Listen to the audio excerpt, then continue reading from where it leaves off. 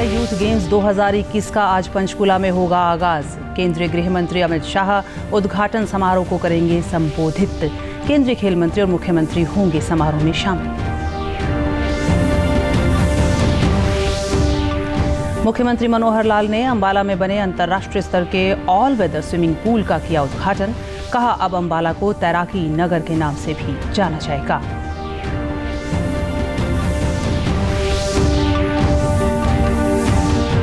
उन्नीस जून को होने वाले नगर निकाय चुनावों के लिए नामांकन के अंतिम दिन।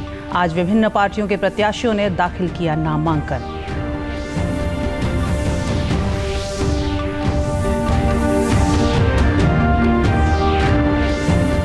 और पूर्व मुख्यमंत्री भूपेंद्र सिंह हुड्डा ने राज्यसभा चुनाव को लेकर रोहतक में दी प्रतिक्रिया।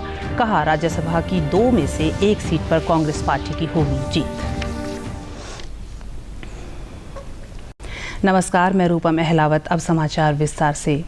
खेलो इंडिया युवा खेल 2021 आज शाम पंचकुला में भव्य उद्घाटन समारोह के साथ शुरू होंगे। केंद्रीय गृह मंत्री अमित शाह पंचकुला में इस भव्य खेल महोत्सव का आधिकारिक शुभारंभ करेंगे। केंद्रीय युवा मामले और खेल मंत्री अनुराग सिंह ठाकुर, मुख्यमंत्री मनोहर लाल और प्रदेश के खेल मंत्री संदीप सिंह भी उद्घाटन समारोह में मौजूद रहेंगे। इन खेलों में 36 राज्यों और केंद्र शासित प्रदेशों के लगभग 5000 खिलाड़ी हिस्सा लेंगे। ये खेल 13 जून तक चलेंगे।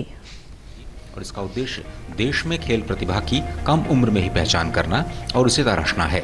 खेलो इंडिया योजना का मुख्य उद्देश्य एथलीट्स के लिए राष्ट्रीय स्तर पर एक प्लेटफॉर्म तैयार करना है। खेलो इंडिया का लक्ष्य देश में खेल संस्कृति को बढ़ावा देकर के खेल उत्कृष्टता हासिल करना है। इससे पहले 2018 में आयोजित खेलो इंडिया स्कूल गेम्स, खेलो इंडिया यूथ गेम्स का 2019 और 2020 संस्करण और खेलो इंडिया यूनिवर्सिटी गेम्स का 2020 और 2021 संस्करण काफी सफल रहा था।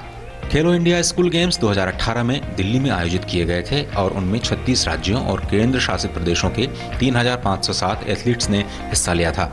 हरियाणा ने सबसे ज्यादा पदक जीते थे। खेलो इंडिया यूथ गेम्स का पहला संस्करण जनवरी 2019 में पुणे में आयोजित किया गया था, जिसमें कुल 5925 एथलीट्स ने हिस्सा लिया। महाराष्ट्र ने प्रतियोगिता में सबसे ज्यादा पदक जीते थे। खेलो इंडिया यूथ गेम्स का दूसरा संस्करण जनवरी 2020 में गुवाहाटी में आयोजित किया गया था। इसमें कुल 6130 एथलीट्स ने हिस्सा लिया था और महाराष्ट्र पदक तालिका में सबसे ऊपर रहा था। हरियाणा में इस साल आयोजित होने जा रहे तीसरे संस्करण में 36 राज्यों और केंद्र शासित प्रदेशों के लगभग 5000 एथलीट्स हिस्सा लेंगे। एथलीट, सपोर्ट स्टाफ और टेक्निकल स्टाफ को मिलाकर इस बार लगभग 8500 लोग इन खेलों का हिस्सा बनेंगे। 4 जून से 13 जून तक चलने वाले इन खेलों की मेजबानी का जिम्मा इस बार हरियाणा को मिला है। पंचकुला का ताऊ देवीलाल कॉम्प्लेक्स मुख्य आयोजन स्थल रहेगा, जबकि पंजाब यूनिवर्सिटी, चंडीगढ़, शाहबाद, अंबाला और दिल्ली में भी कुछ इवेंट्स का आयोजन किया जाएगा। इन खेलों में कुल 25 स्पर्धाओं में कुल 269 पदक दांव पर लगे होंगे। पारंपरिक खेलों को सजोने के उद्देश्य से इन खेलों में भी 5 पारंपरिक खेल गटका, कलरीपयट्टू, थांगता, मलखम्ब और योगासन को शामिल किया गया है। खेलों में हिस्सा लेने वाले प्रतिभागियों को नेशनल स्पोर्ट्स फेडरेशन द्वारा आयोजित की गई राष्ट्रीय स्तर की प्रतियोगिताओं के जरिए चुना गया है। खेलो इंडिया यूथ गेम्स के लिए खेल मंत्रालय ने 40.89 करोड़ रुपए का बजट आवंटित किया है। एथलीट्स को नाडा ने डोपिंग के बारे में जागरूक किया और यह सुनिश्चित किया जाएगा कि ये गेम्स क्लीन एंड फेयर हों। जया द ब्लैक बक और विजय द टाइगर इन खेलों के शुभंकर हैं। वहीं हरियाणा ने 2021 खेलों का शुभंकर धाकड़ को बनाया है, जो हरियाणा की संस्कृति का प्रतीक है। खेलो इंडिया यूथ गेम्स का एंथम रफ्तार ने तैयार किया है और हरियाणा में खेलों की परंपरा और अंतर्राष्ट्रीय स्तर पर देश का नाम रोशन कर चुके खिलाड़ियों के बारे में है। गृह मंत्री अनिल विज ने आज से शुरू हो रहे खेलो इंडिया यूथ गेम्स 2021 को लेकर अधिकारियों के साथ समीक्षा बैठक की। गृह मंत्री ने अधिकारियों को खेलो इंडिया यूथ गेम्स 2021 में कड़ी सुरक्षा व्यवस्था सुनिश्चित करने के निर्देश दिए। उन्होंने खेल स्टेडियम में सुरक्षा व्यवस्था को लेकर निरीक्षण भी किया। गृह मंत्री ने कहा, महिला पुलिस की तैनाती के साथ साथ महिला स्वास्थ्य कर्मियों की भी तैनाती की जाए, ताकि खेलों में भाग लेने वाली महिला खिलाड़ियों को किसी भी परेशानी का सामना न करना पड़े। गृह मंत्री ने कहा कि यह प्रदेश के लिए बड़े गर्व की बात है कि इतने बड़े खेलों का आयोजन करने का अवसर हरियाणा को मिल रहा है और अन्य राज्यों से आने वाले खिलाड़ियों और प्रशिक्षकों सभी की सुरक्षा करना प्रदेश सरकार की जिम्मेदारी है।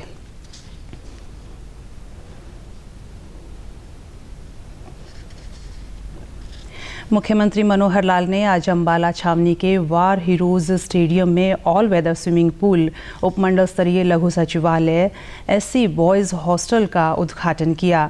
इस अवसर पर गृह मंत्री अनिल विज व सांसद रतन लाल कटारिया भी मौजूद रहे। इस अवसर पर मुख्यमंत्री ने कहा कि वॉर हीरोज स्टेडियम में बने स्विमिंग पूल में अंतर्राष्ट्रीय स्तर की सुविधाएं मुहैया करवाई गई हैं। उन्होंने कहा कि आने वाले समय में अंबाला को साइंस सिटी व मिक्सी सिटी के साथ साथ तैराकी नगर के नाम से भी जाना जाएगा। इस तैराकी ताल जो है हमारा, इसका बहुत बड़ा योगदान एक हरियाणा के अंदर होगा।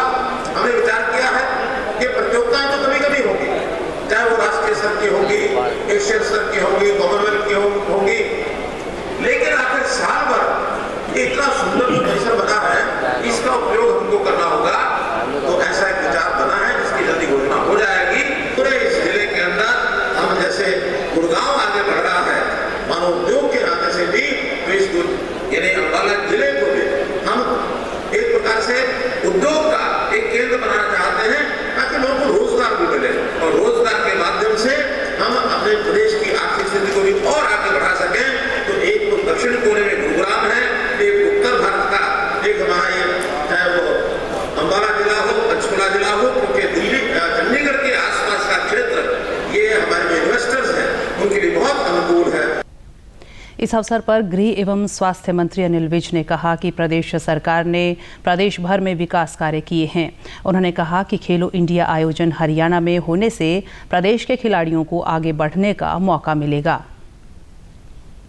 अंबाला में यहाँ पर तरनताल में जो स्विमिंग की कंपटीशन है, ये हमारे लिए सौभाग्य की बात है कि नेशनल स्तर की प्रतियोगिताएं अंबाला में होने जा रही हैं। यहाँ पर स्विमिंग की और जिम्नास्टिक की, वो भी राष्ट्रीय स्तर का स्टेडियम हमारा यहाँ पर बना हुआ है। अंबाला के जिला खेल अधिकारी और स्विमिंग एसोसिएशन के अंबाला जिला अध्यक्ष ने कहा कि 38 करोड़ रुपए की लागत से बनाया गया यह एक अंतर्राष्ट्रीय स्तर का स्विमिंग पूल है। अपने इंडिया को एक बहुत बड़ी चीज़ दी है। इंटरनेशनल हमारा स्विमिंग पूल है जिसकी लागत 38 करोड़ आई है, और एक हमारा हॉस्टल है एससी हॉस्टल, उसकी लागत 12.5 करोड़ आई है। ये दोनों चीज़ें बहुत ही बढ़िया खिलाड़ियों को दिया है। इसके लिए हम मुख्यमंत्री मनोहर लाल जी को धन्यवाद करते हैं। अंतर्राष्ट्रीय स्तर का यह तरनताल बनाया और जैसे ये विधिवत है कि 8 तारीख से यहाँ पर खेलो इंडिया की प्रतियोगिता होएंगी। आज इस तरनताल का उद्घाटन किया, उसके हम आभारी हैं और हमें बहुत खुशी है कि उन्होंने हमें एक ओलंपिक स्तर का एक यहाँ पर तरनताल बना के दिया है। 19 जून को होने वाले 18 नगर परिषद तथा 31 नगर पालिकाओं में होने वाले नगर निकाय चुनावों के लिए आज विभिन्न पार्टी के प्रत्याशियों ने नामांकन दाखिल किया। आज नामांकन भरने का अंतिम दिन था और 7 जून तक नामांकन पत्र वापस लिए जा सकेंगे। मतदान 19 जून को होगा। पुनः मतदान की आवश्यकता पड़ने पर मतदान 21 जून को होगा। मतगणना 22 जून को होगी और उसी दिन परिणाम घोषित किए जाएंगे। गौरतलब है कि इन चुनावों में भाजपा और जसपा गठबंधन के तौर पर चुनाव लड़ेगी। 7 जून को ही उम्मीदवारों को चुनाव चिन्ह आवंटित किए जाएंगे। इन चुनावों में मतदाताओं को नोटा बटन का प्रावधान भी उपलब्ध होगा। चुनाव संबंधी जानकारी के लिए हेल्पलाइन नंबर भी जारी किए गए हैं।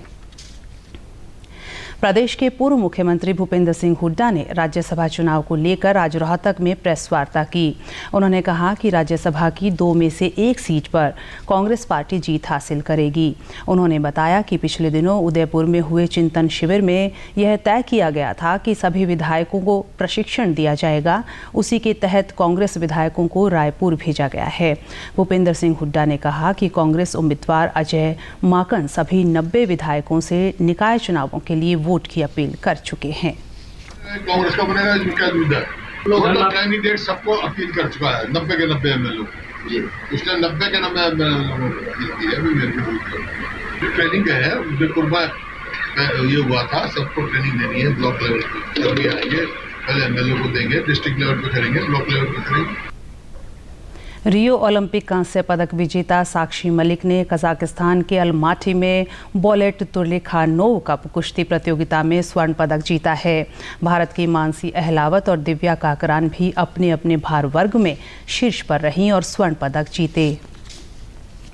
भारत कोविड-19 के खिलाफ लड़ाई को मजबूत करने के लिए दुनिया का सबसे बड़ा टीकाकरण अभियान चला रहा है। केंद्रीय स्वास्थ्य और परिवार कल्याण मंत्रालय के मुताबिक राष्ट्रव्यापी टीकाकरण अभियान के तहत देश में अब तक कोविड रोधी टीकों की 193 करोड़ 96 लाख से अधिक खुराक दी जा चुकी है। देश में पिछले 24 घंटों में 3,900 से अधिक नए मामले दर्ज किए गए हैं और 2,600 से अधिक मरीज स्वस्थ हुए हैं।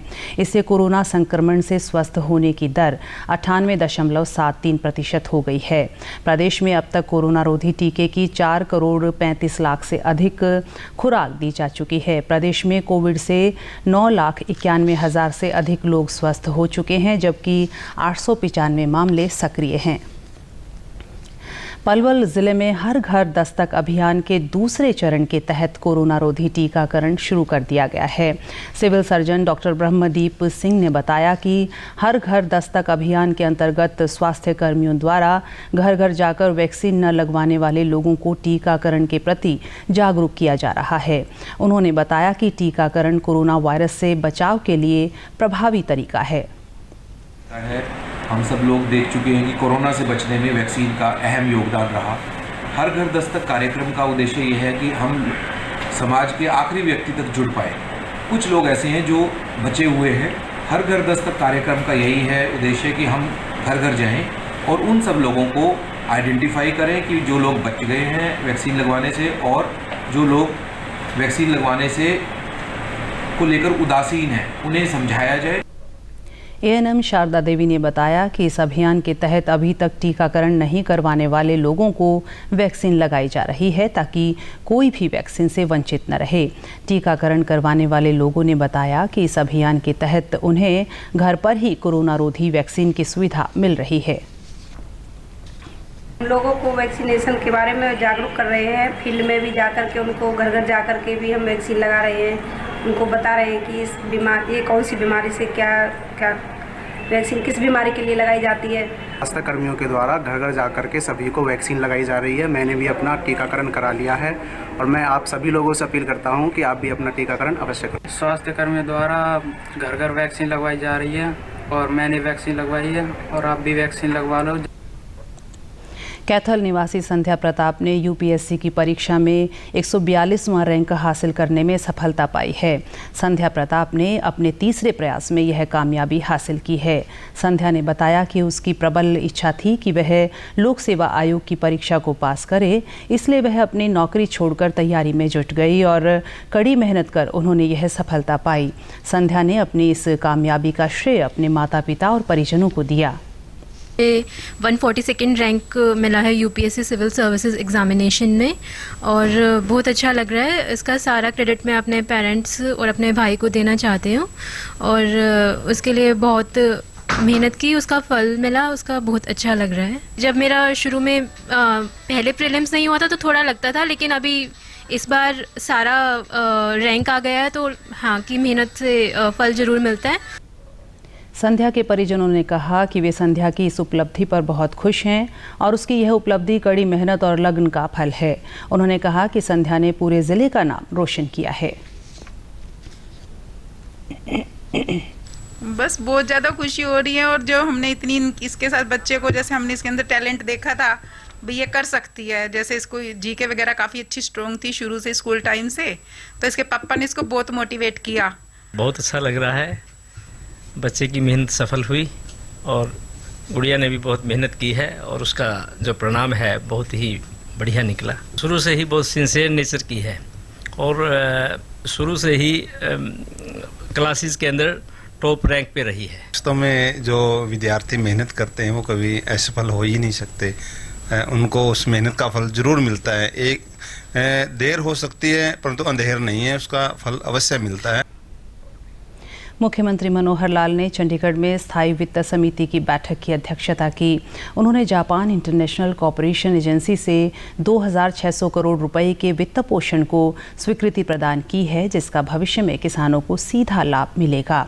मुख्यमंत्री ने बैठक की अध्यक्षता करते हुए कहा कि जापान इंटरनेशनल कॉपरेशन एजेंसी के सहयोग से क्रियान्वित यह परियोजना घरेलू बाजार में फलों एवं सब्जियों की आपूर्ति श्रृंखला को मजबूत करने के साथ साथ इनका पर्याप्त निर्यात भी सुनिश्चित करेगी। इस परियोजना के माध्यम से प्रत्यक्ष रोजगार के साथ पोषण, सुरक्षा एवं उपभोक्ता को सुरक्षित भोजन के डिलीवरी के माध्यम से सुरक्षा, कृषि स्थिरता एवं ग्रामीण समृद्धि के लिए बागवानी 3.0 की परिकल्पना की गई है। बैठक में बताया गया कि इस परियोजना से 3 लाख किसान विभिन्न प्रकार से लाभान्वित होंगे। और अंत में इस बुलेटिन के मुख्य समाचार एक बार फिर।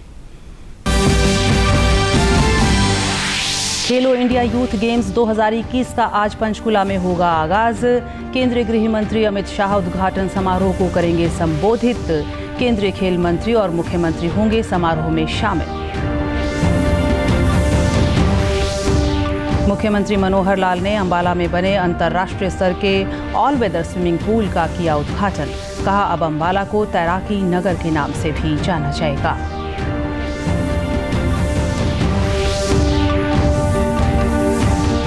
उन्नीस जून को होने वाले नगर निकाय चुनावों के लिए नामांकन के अंतिम दिन आज विभिन्न पार्टियों के प्रत्याशियों ने दाखिल किया नामांकन।